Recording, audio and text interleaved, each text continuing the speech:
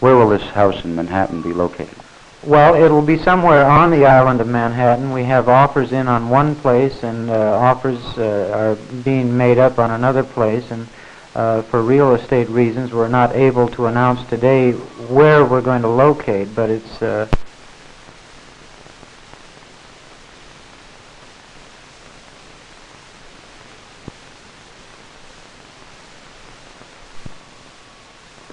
Mr. Crawford, what's the significance of this New York facility, and how many addicts will it enable Synanon to handle? Well, this is probably one of the most significant announcements that Synanon has made, in that it's the first major expansion outside of California. For a number of years, there's been a great demand on the part of people on the East Coast to start a Synanon house back here.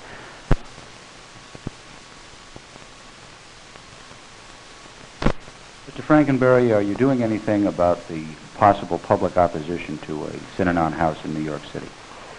Well, the opposition which has always accompanied Synanon's moving into a community in the past is not as great as it has been in the past, and we don't expect this to be a major problem at all. How long is the waiting list currently at Synanon? Well, it's very difficult to say. We turn down between 10 and 15 persons a day who want admission, simply because up until the time we have this New York place ready, we have not had the room for them. What are the long-range plans for Synanon on the East Coast? Well, by the end of 1965, we will, of course, have our New York house fully staffed and up to 350 ex-addicts in residence.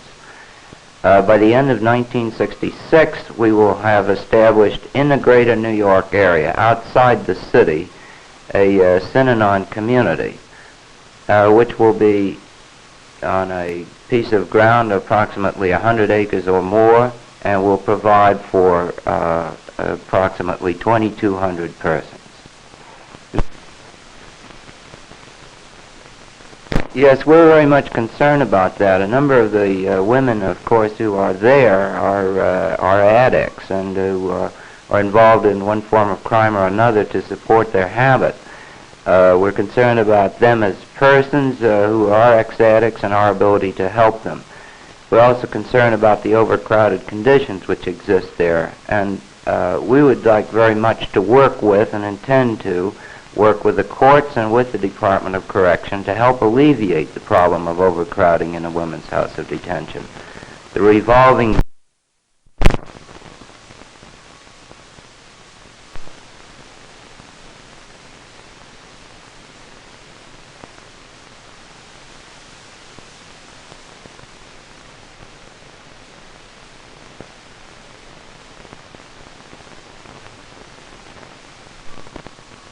good that Synanon has done, the fact that it has a rate of rehabilitation of 95% has impressed itself sufficiently on the community that they recognize that it's important that we have a place to do our work.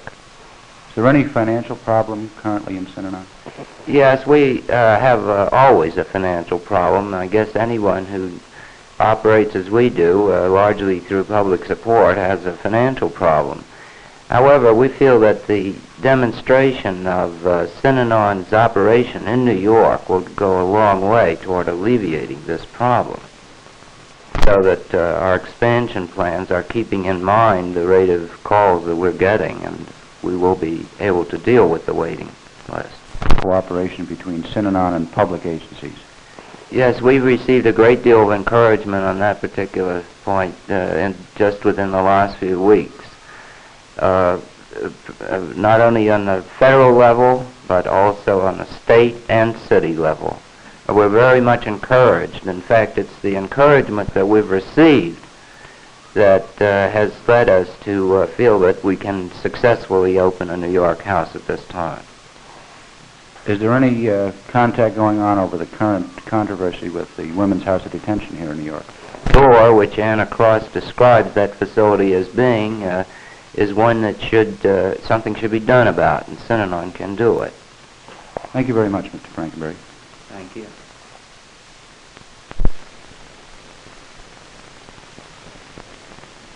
We hadn't been able to fill that demand because we didn't have the staff to operate such a large facility. We do have the staff now, so the significance is that we're going to open a house in Manhattan, which will be the arm in the city for a large Synanon community, which would be outside of the city.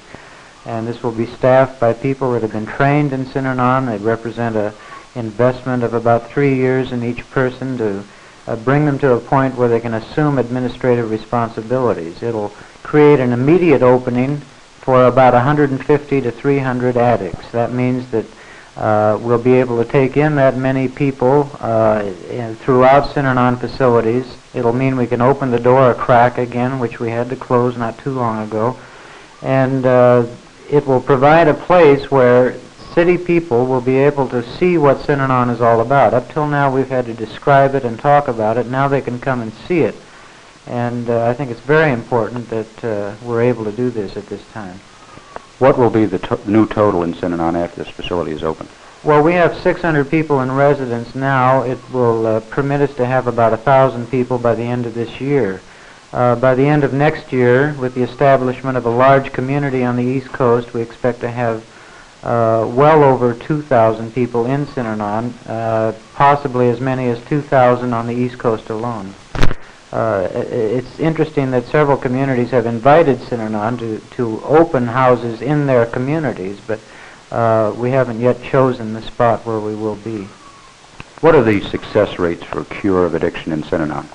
Well, we've reversed the national trend. The federal success rate is about 95% failure and 5% success.